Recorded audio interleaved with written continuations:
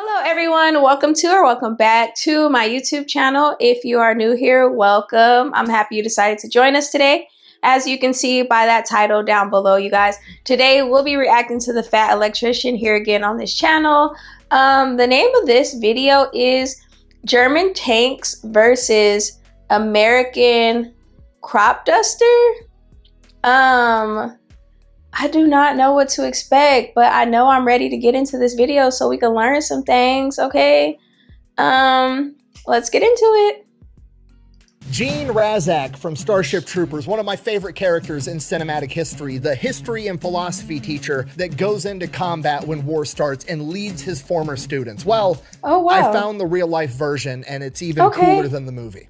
Oh, okay. Today we're talking about Charles Carpenter. The Germans referred to him as the Mad Major, while his men knew him as Bazooka Charlie. A 29-year-old history teacher from Moline, Illinois, who would join the United States Army Air Corps after Pearl Harbor was attacked and his younger brother, who was a fighter pilot in the Philippines, was captured by the Japanese. Through a series of events, he would become one of the United States Army's first liaison pilots, a new experimental program where these men were tasked with flying the L-4 Grasshopper, basically a glorified Cropduster with fabric wings and what amounts to a lawnmower blade sticking out of the front. They would fly out over the battlefield and use their altitude to spot enemy positions and call in accurate artillery fire. While this job was extremely valuable, dangerous, and did have a humongous impact on the battlefield, it didn't have the direct impact that Charles Carpenter wanted. So Carpenter decided he was going to mount 6 bazookas on the wings of his Cropduster and begin flying combat sorties, quite literally dive-bombing German tanks. He would later perfect this technique and use it to sway the entire Battle of Arracourt, which is the largest tank battle on the Western Front in all of World War II. And we're going to get into everything right after a word from our sponsor. This video is brought to you by World of Warship Legends, the first and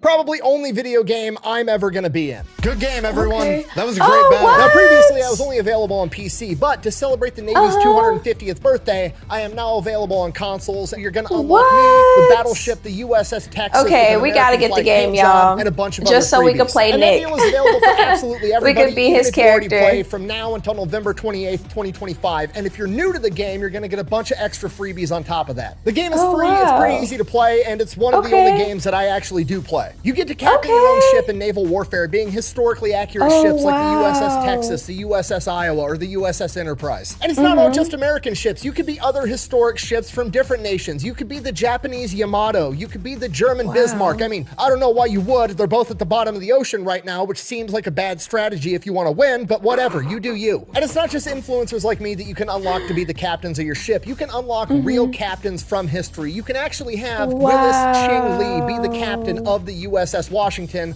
or any other ship that you want. So yeah, go check out World of Warships. Use my link down below. If you use it before November 28th, you're gonna unlock the battleship, the USS Texas with an American flag paint job and a bunch of other freebies. Let's get back to the video.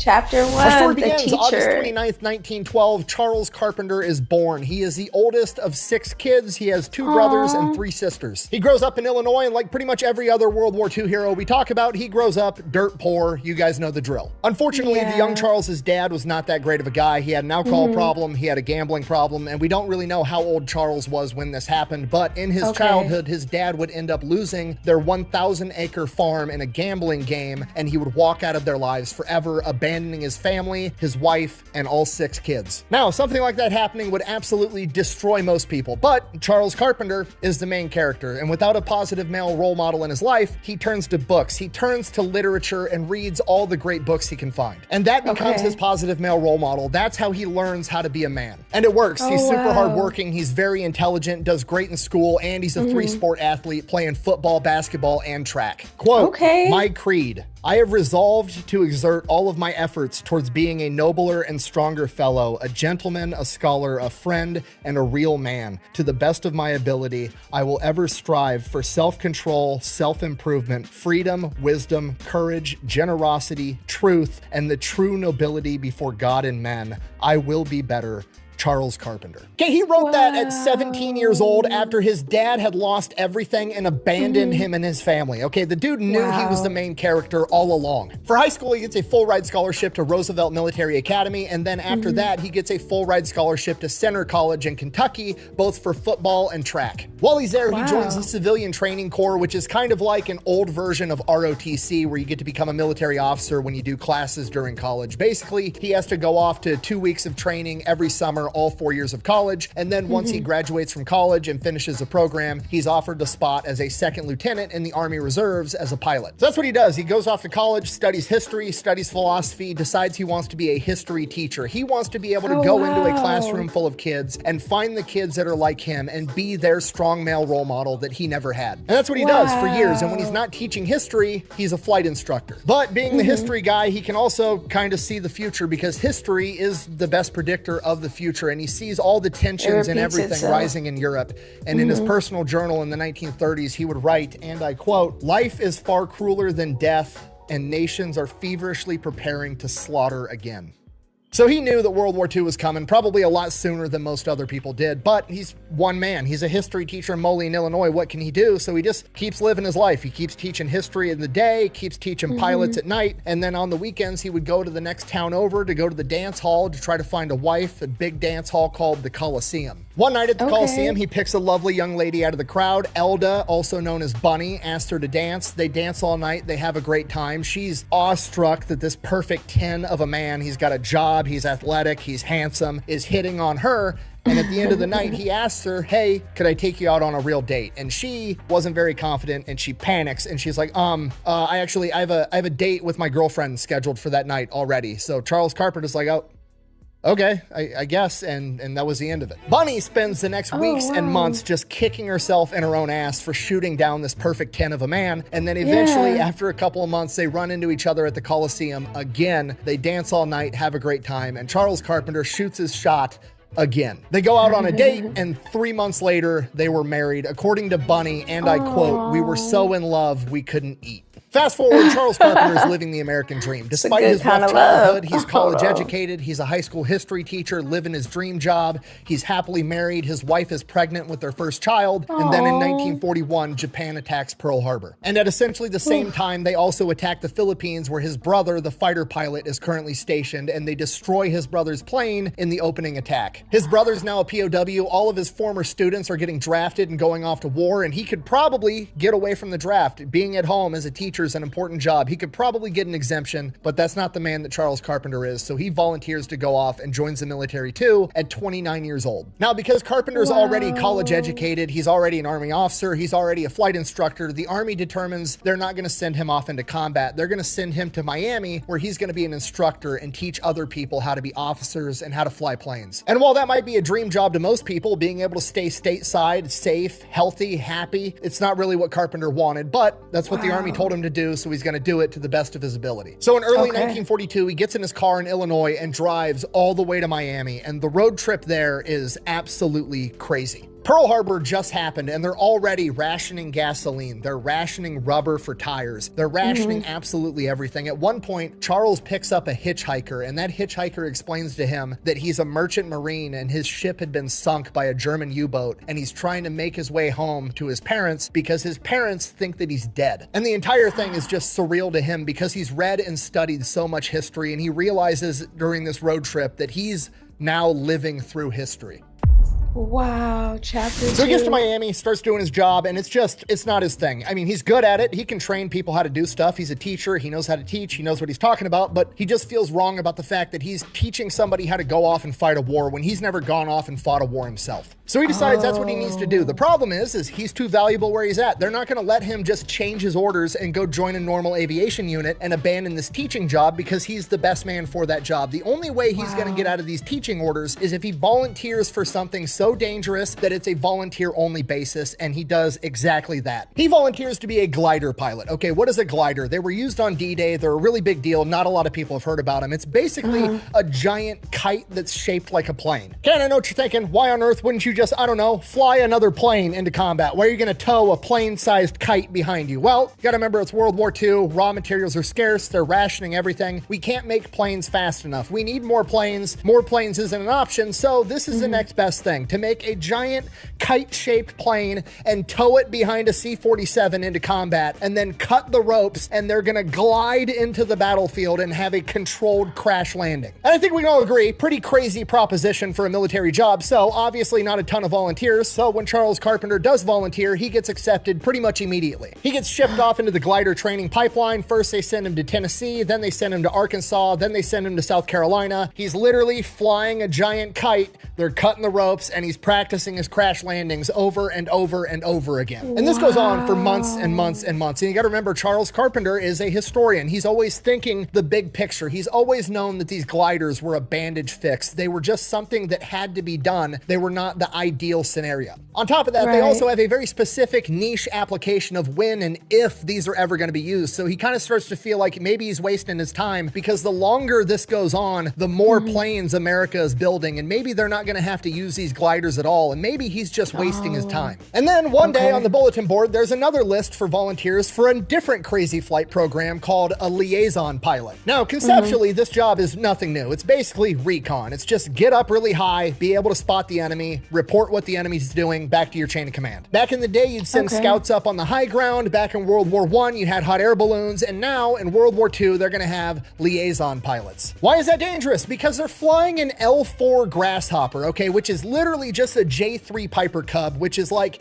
the most mass-produced trainer plane at this point in time. Like if you were a pilot, you first learned how to fly a plane on a J3 Piper Cub. It's literally the Model T of airplanes. It's got fabric wings, like an 80 horsepower engine, and its top speed is like 85 miles an hour. It's basically a papier-mâché plane with a lawnmower blade sticking out of the front. And not only is it slow, it has no offensive or defensive capabilities. It can't engage the enemy, and it can't defend itself when it gets engaged. So literally, you're just going up in the air, getting eyes on the enemy, and hoping they decide not to shoot at you. And the reason the Army wants to use this— for him to even volunteer to do that, like, he's fearless, like super fearless.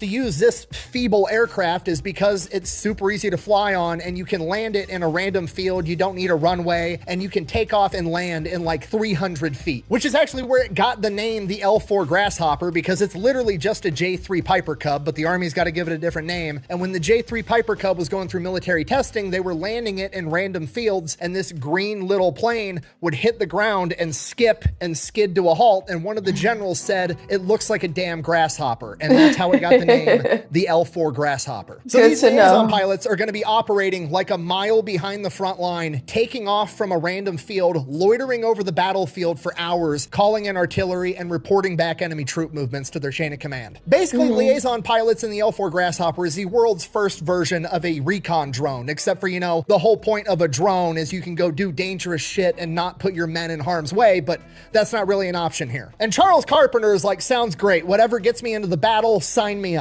And I mean, to be fair, he had already volunteered to crash land a giant kite with no engine, so now he's flying what amounts to a kite with an engine, so I guess it is an upgrade. From here, he gets shipped off to Texas to learn how to fly the L4 Grasshopper, which he already knows how to do because he's been a pilot instructor forever, passes that with flying colors. Then they send him off to Fort Sill, home of the artillery, where he gets to learn how to call in artillery while he's inside of his plane. Okay, in timeout, because I need you guys to understand how insane this job is. I don't want you to think I'm pumping up flying a Cropduster like it's some incredible job, because I know it's not as glamorous or as glorious as being a fighter pilot. This job is fucking nuts. Okay, he's alone. Almost always. The plane literally isn't big enough to carry two people in it and be fast enough to not get shot at. So he is alone inside of a plane. Inside of the plane, it is his job, while 2,000 feet above the ground, traveling 85 miles an hour in a noisy ass cockpit, being propelled by a lawnmower blade, to be able to look down, spot the enemy, and call in artillery, okay? And you're thinking like, oh, you just pick up the phone and say, send the artillery. No, he has to be able to figure out, while moving in one direction, where the enemy is on the the grid, like get their coordinates, and then call that in relation to him as he's moving, Extremely and the enemy's difficult. also potentially moving as well, and he's trying to do math and trajectory problems while flying a fucking plane. The entire job is literally fly a plane, hope to God you don't get shot down, and while you're flying the plane, have the world's shittiest math quiz, and if you fail, you or your buddies die. So is being a liaison pilot as glamorous as being a fighter pilot? No, absolutely not. But I would argue that they have way bigger balls. I mean, as an outsider looking in, which job would you rather have? Option A, you could be a fighter pilot, basically take up what amounts to a hot rod covered in machine guns and zip around the battlefield shooting at the enemy. Or B, you could take up your grandpa's Cropduster, traveling at the speed of smell with no weapons to fire at the enemy or defend yourself. I love and the that he's entire time fearless. that you're loitering over the battlefield, hoping you don't get shot down, you're doing Sudoku puzzles with life or death consequences for you and your buddies. Okay, if you're not picking up what I'm putting down, I'm trying to articulate to you that liaison pilots are highly underrated. These are quite literally Iron Men flying paper planes. Sorry, I'm getting sidetracked. Charles Carpenter completes his training, gets his L wings, officially becoming a liaison pilot. From here, he gets assigned to... Okay, I'm gonna be honest. I would definitely pick A if I had to pick between A and B, you know, if those were the options.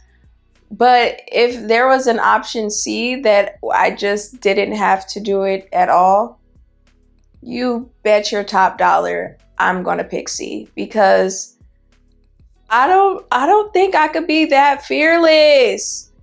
Oh my goodness. I love like the heroicness of Charlie. You are amazing.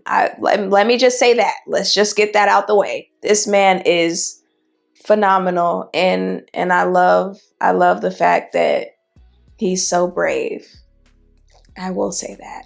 pilot. From here, he gets assigned to the 4th Armored Division in Patton's 3rd Army. So he goes out with the 4th Armored Division. They're training out in the deserts of California, getting ready to go into theater, and very quickly he becomes the top liaison pilot in the entire 4th Armored Division. Wow. He is essentially now the man in charge of all the other liaison pilots, both because he's extremely capable, but also because he's like in his early 30s at this point in time. He's an older dude by standards. He's more mature, he's a teacher, he's college educated, he's just the right guy for the job. Because of this, he essentially becomes the personal pilot for the general of the 4th Armored Division, John Shirley Wood, a man who's described as being broad in the shoulders and even broader in the waist. And remember, the L4 Grasshopper, not really meant to have 2 people inside of it, and the general is a big boy. Charles Carpenter, also a pretty big guy. They are way overweight when he's flying this general around. So not only does he get used to flying a over-encumbered L4 Grasshopper, but he also ends up becoming really good friends with the general, again, because he's one of the only older guys around. Everybody else is a 19-year-old kid. He's super well read. The general's probably super well read. They become homies. And both of these things are going to save his ass later on. Chapter 3. Early 1944, Charles Carpenter and the rest of the 4th Armored Division head off to Great Britain. They're training there. They're getting ready. That goes on for a couple of months. D-Day happens in June of 1944, and by July of 1944, Charles Carpenter and the rest of the 4th Armored Division go into France. Right out of the gate, he's doing his job exactly how he's supposed to. He's going up, he's doing recon, he's calling in artillery, he's being the personal pilot for the general whenever he needs it, and this goes on for a couple of weeks, and the entire time, every mission, it starts to eat at him more and more. He feels like he's not doing enough. He's not going out there and confronting the enemy. He's just loitering above the battlefield. He's cutting himself and his contribution short. And then he gets his chance to confront the enemy in person on August 1st, 1944, outside of a French town known as Avranches. I want to be clear, we don't know the exact context of how this unfolded, but we do know that he was in a Jeep by himself, conducting forward reconnaissance, looking for an empty field to land his plane and all the other L4 Grasshoppers. Now, the fact that he's going out by himself in a Jeep to look for a place to land his grasshoppers closer to the front line tells me that he's probably been up in the sky conducting reconnaissance and come to the conclusion that there's no Germans in the area, so they're gonna move forward. That's just where my head is at, and probably his too. While he's in his Jeep looking for a new operational base for all of his L4 Grasshoppers, he comes up on a bunch of American tanks and American infantry, and they are in a firefight with the Germans. So he hops out of the Jeep, runs up to some of the infantry, asks what's going on. They're telling him there's a ton of Germans in the area. They're pinned down. town. They can't punch through into this town. And this is where I'm inferring something. I'm assuming he knows that that's bullshit. That's not a possibility. He's probably been up in the air conducting recon for days. He knows that there's no massive German element here, so he thinks that this is just some kind of German trick or some last stand. But what we know for sure is that he then proceeds to run up to the nearest Sherman tank whose commander isn't there for one reason or another, hops in the turret with the 50 cal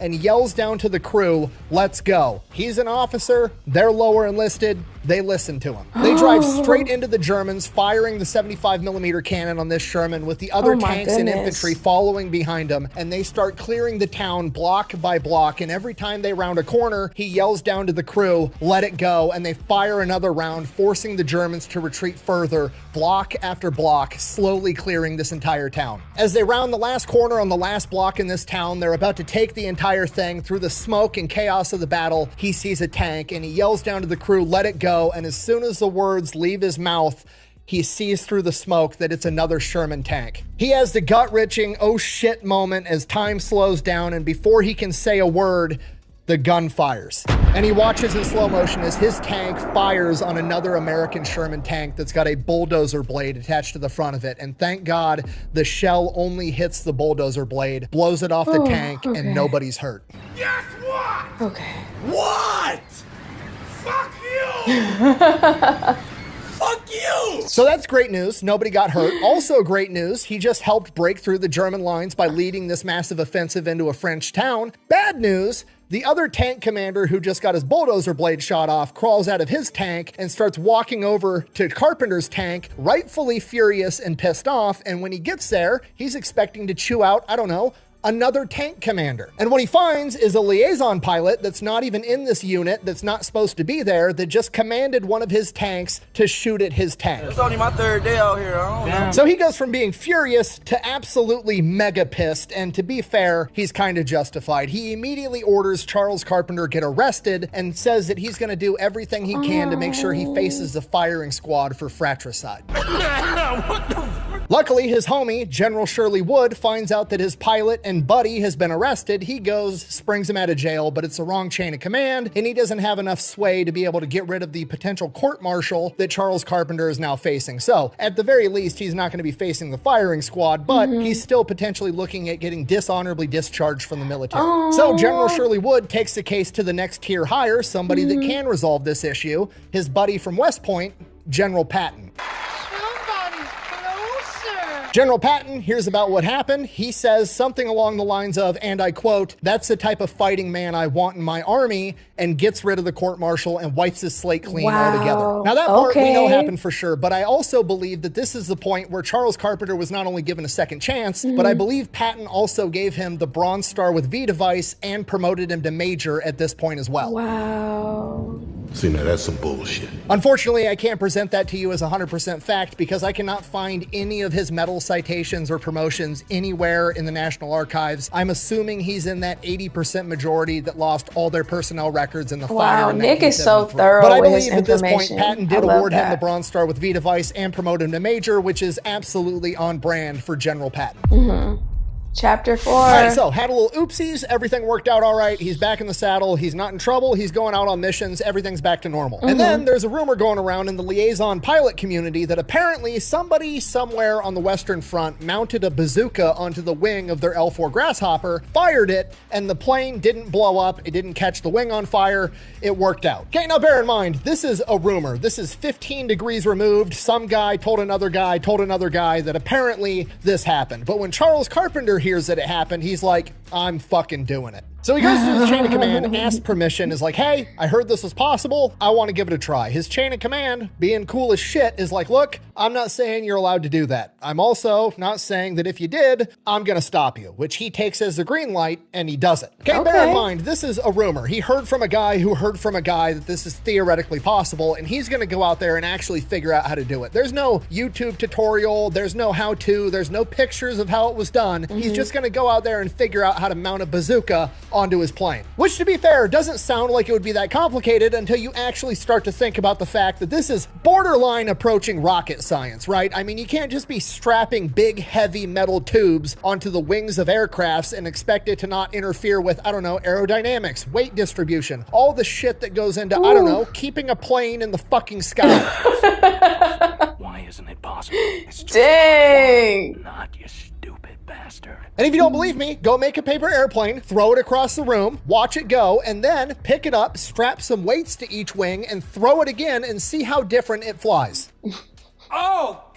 Oh man, it slipped out of my hand. What a whiff. Regardless, he's a smart guy. He figures it out. You can't literally mount the bazooka on the wing because they're fabric wings, so he mounts it on the wing strut, and then he mounts it so that the actual weight of the bazooka with the shell is behind the rear tires and behind the pilot, because the center of gravity on these Piper Cub planes is actually behind the pilot already, so he's using his own body weight to counteract the weight of these bazookas. Oh, Yes, wow. science. So he ends up mounting one bazooka on each side of the plane, does a test run, it flies okay. Then he runs electrical wires into the cockpit on a panel where he can fire each bazooka individually or both at once. Goes up on a test run, fires the bazookas, doesn't light the wings on fire, doesn't blow them out of the sky. He's actually able to semi-accurately shoot these bazookas. Wow. He lands and it's like the holy shit, that actually worked. At which point he has a wonderful idea. You know what's better than 2 bazookas? Double it!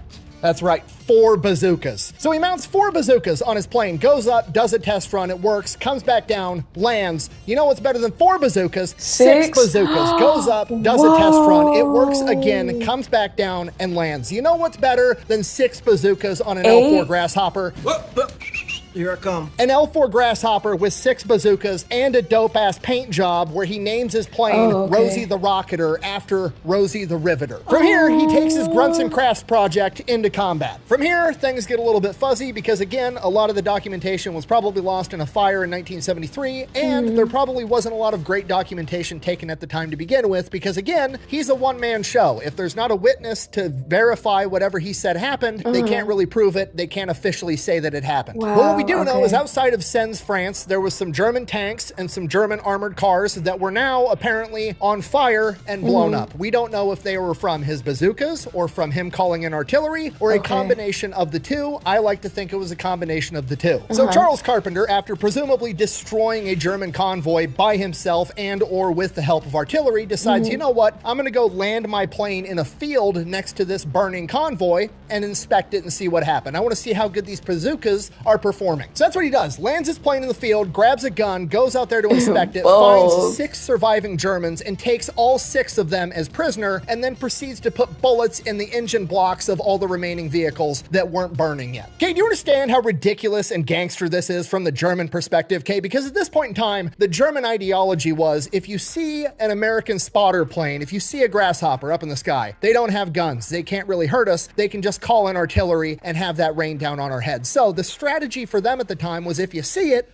hide from it, don't shoot at it and give away your position because he's going to call in artillery. Best case scenario, you shoot down a $2,000 plane and take out one guy and he dumps artillery on your entire unit. It's a bad trade. So usually they just ignore him. So these Germans are sitting there in this convoy and they're like, it's just a spotter plane, ignore it. Oh, it's getting pretty close. Oh shit, it's diving on us. And then it starts shooting bazookas at you and calling in artillery, destroys your entire convoy. Then the pilot proceeds to land in the field next to you and get out of the plane like dad coming home from work and capture you as prisoner. From here, word spreads like wildfire. There's some crazy ass major out there somewhere on the Western Front flying a Cropduster around shooting bazookas at Germans. From here, people start calling him the Mad Major, Bazooka Charlie, and he pretty much gets told, I mean, do whatever you want. You can call in artillery, you can shoot bazookas at people. Remember, he's good buddies with the top general. He's the only guy doing this. It seems to be effective. Why get in his way? Let him keep blowing up Germans. Everything works out. So that's what he's doing. He's just going up in the air, calling on artillery when he sees fit, shooting bazookas when he sees fit. Everything's going great. And during this time, he really refines the method, okay? He kind of figures out as close as you can how to accurately aim these bazookas. I mean, at the end of the day, it's basically a giant bottle rocket. The bazooka is going to do what the bazooka wants to do, but he kind of gets a feel for where they usually go on average. He's got markings on his windshield inside the cockpit for where the bazooka should land. On top of that, he refines how he does his attack runs. He comes in at like 800 feet, does this corkscrew maneuver, goes down, drops to 300 feet, levels out, fires his bazookas, and then dives straight up, literally pulling G's in a fabric plane. And again, at this point in time, we have no idea how many other missions he ran, how many trucks or armored vehicles or tanks that he took out. On top of that, even if he did take out tanks, not many people would believe him. And that's because at this point in time, bazookas weren't very successful against German tanks. German armor was incredibly thick, and a bazooka, more often than not, even if you scored a direct hit, was not going to penetrate the front or side armor of a German Panther or a German Tiger tank. But what most people didn't realize at the time, he's not shooting at a German Tiger tank from the front or the side, he's shooting at it from the top, like an early version of a javelin missile, literally hitting the tank at its weakest possible point, because no engineer could have ever foreseen, what if somebody was flying above you with a fucking bazooka? At no point in the German engineering process did any of the engineers say, yeah, but what if a crazy history teacher from Illinois and a crop duster covered in bazookas develops the pro gamer move?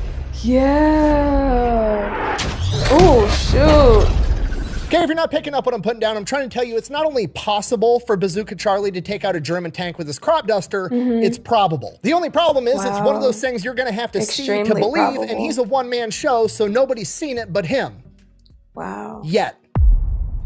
Chapter 5. All right, September 19th, 1944, the Battle of Arracourt, right outside of Nancy, France. It is the largest armored battle on the Western Front in all of World War II. The Germans have approximately 262 tanks and armored vehicles, and the Americans have approximately 140 Sherman tanks. The Germans have the upper hand, but per usual, the Americans have air superiority. Problem, it's foggy as shit and the planes can't fly. Regardless, Charles Carpenter goes up anyways. Under the cover of the fog, the Germans start advancing, and after about an hour of loitering over the battlefield, Charles Carpenter finds a break in the fog, and what he sees is a German column advancing, and there's 6 soldiers pinned down at this watering point. It's the only place to get fresh water, and they were filling up water tanks for the rest of the unit. Bazooka Charlie sees what's unfolding, immediately takes action, goes into his corkscrew, dives down on the first tank, fires his first 2 bazookas. Both of them are a miss. Pulls up, circles back around, does his corkscrew maneuver again, dives again, fires 2 bazookas, hits the lead tank, the crew has to bail out. And the 6 guys that were getting water are watching this entire thing unfold, and they are the first people to ever see Bazooka Charlie take out an enemy tank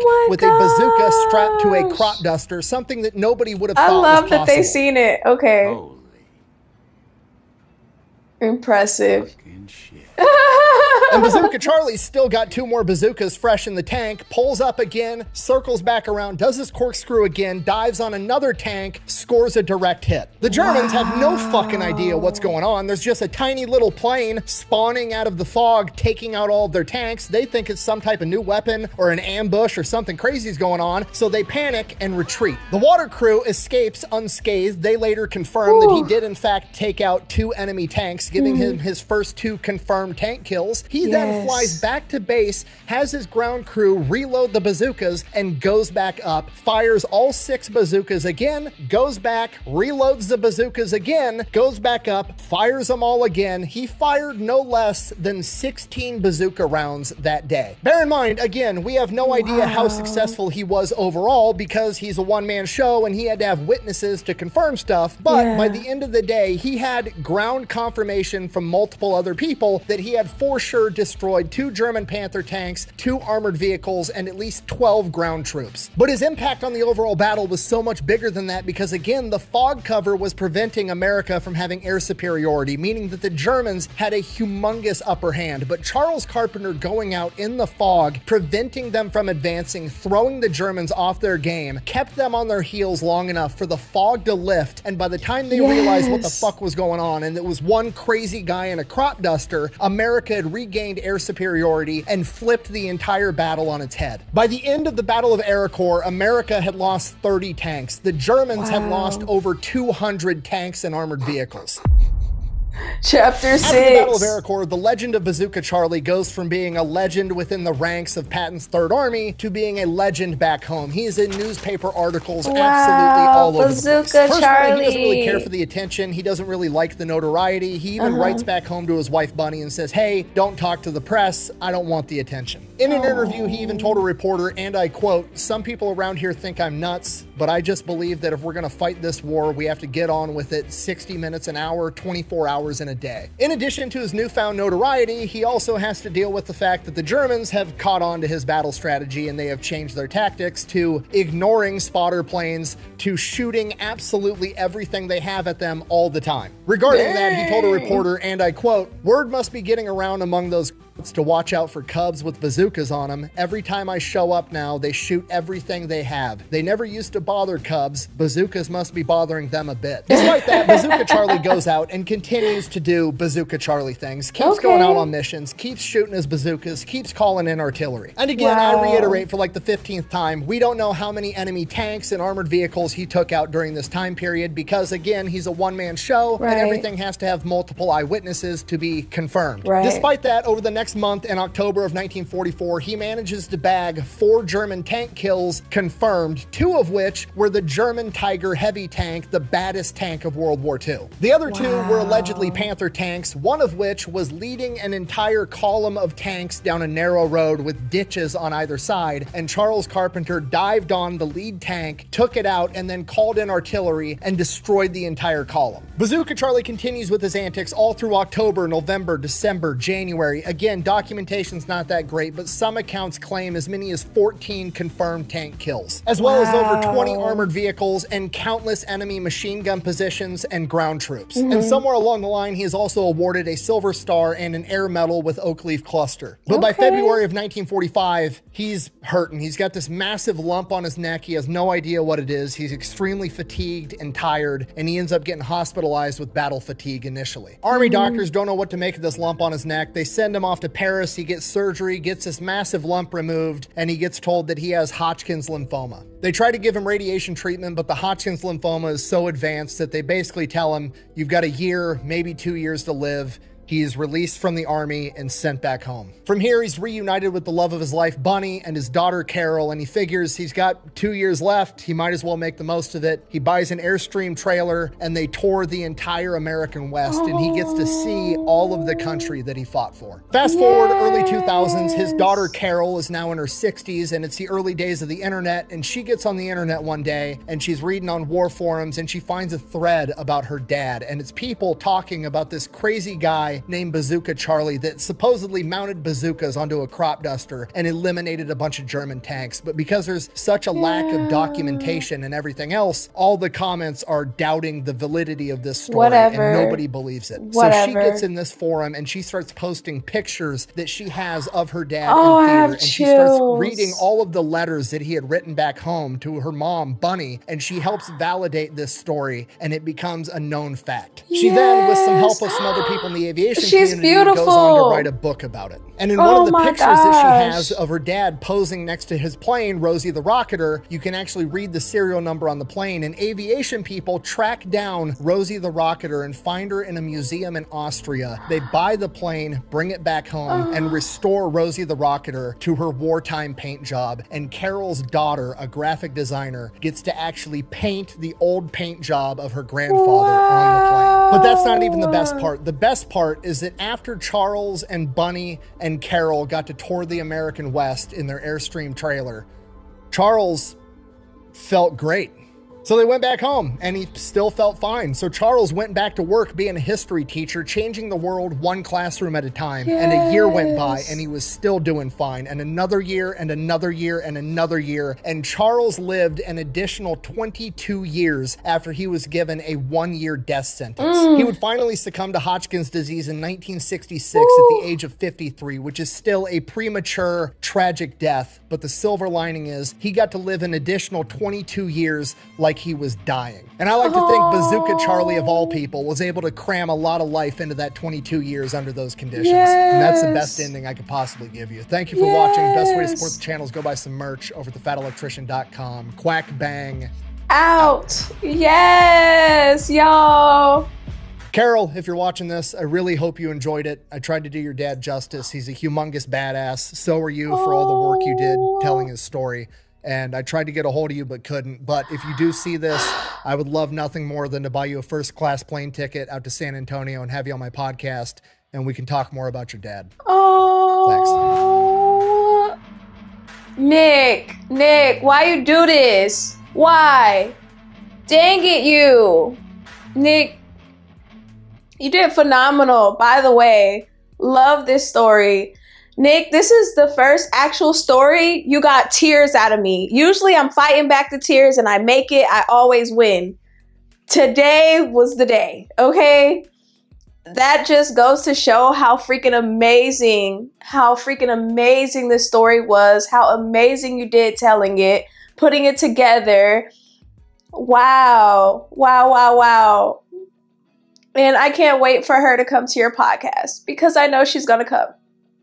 Because she has to feel the same way, okay? Oh, yeah. Oh, Bazooka Charlie. Okay, I love that one so freaking much. Definitely my favorite. Definitely. Okay, y'all. Whew, sorry. Man, shout out to Nick. Shout out to the fat electrician. He is doing his thing, okay? He is doing his thing with uncovering such amazing, heroic and historic, like just stories. You know what I mean? I love what he's doing on YouTube. He's doing such an amazing thing. I love it. I love it. I love it. Okay. If you guys enjoyed today's video, please make sure you guys are tapping that love button for me. When you do that, it lets the algorithm know that you guys are enjoying my content and it pushes me up there with the rest of those YouTube sharks. Also, if you haven't subscribed to the channel, I don't know what you're waiting for. Subscribe now. And then when you do that, go the extra mile and hit that notification bell so you'll be notified whenever I do upload a video. And I'll catch you in my next one. Bye. Y'all, Nick, he really got me crying on his dang reaction. Like, Bazooka Charlie was like the best one. Like, and I like all of them. I love them so much. And every single video I watch of his, I'm like, oh, this is the best one. This is the best one. But when I tell you, tears, you guys, I ended that video and kept crying. That's how real it was. Like, oh my gosh. Such a beautiful, beautiful, beautiful presentation by him. Like, that presentation was everything to me, you guys. Oh my gosh. Nick made me cry. He didn't got a tear. He didn't got some tears out of me, okay? Yeah, I love you guys. I love you guys so much. Bye. It's Miaaaa, that girl you came to see. So grab your snack and just sit back, leave a comment in the chat. Whoa, whoa, whoa. It's Miaaaa, that girl you came to see. So grab your snack and just sit back, leave a comment in the chat.